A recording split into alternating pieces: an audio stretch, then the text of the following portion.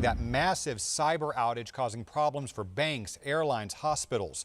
Joining us now is cybersecurity expert Robert Siciliano from Protect Now to talk about the potential impacts.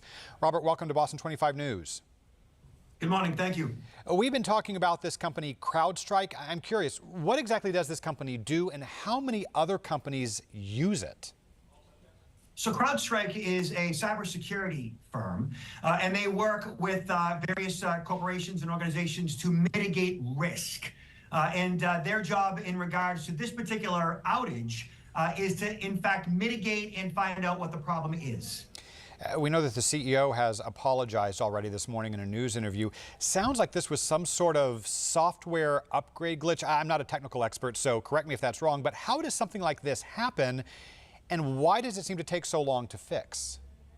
Yeah, so the main issue here is, like, for example, we update our operating system on our PCs and laptops all the time, right? Sometimes automatically, sometimes manually. And Microsoft put out an update that was flawed. And that flawed update went out onto the networks, onto various PCs and servers and such, and it caused a problem. It caused a functionality issue. So Microsoft ultimately was part of the problem here. And essentially, it's similar to getting bad gas in your vehicle, and your vehicle doesn't operate properly, therefore various networks and computers don't operate properly. So here in Boston, obviously, it's not just flight delays. We've talked about hospitals having to cancel surgeries. New Hampshire was without 911 service for a time overnight. I'm curious, what do you think will or should be the ramifications from this event? And between CrowdStrike and Microsoft, who's responsible? Yeah, ultimately, I think the buck stops with Microsoft. There likely will be no repercussions whatsoever. I mean, more than likely, Congress is going to raise their arms and say, hey, how can we prevent this in the future?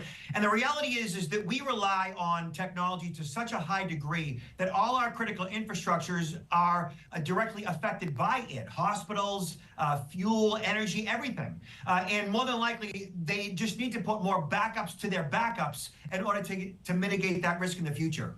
It amazes me, and I think so many other people, that what seems like one glitch can cascade, have this domino effect that takes out so many different industries and things that we rely on every day.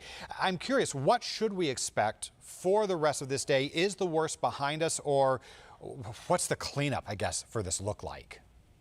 So I would say that Microsoft and CrowdStrike, they are scrambling as we speak. They do know what they're doing, despite the error or issue that has occurred. Ultimately, we will come to resolution. This isn't the first time something like this has happened, and it won't be the last.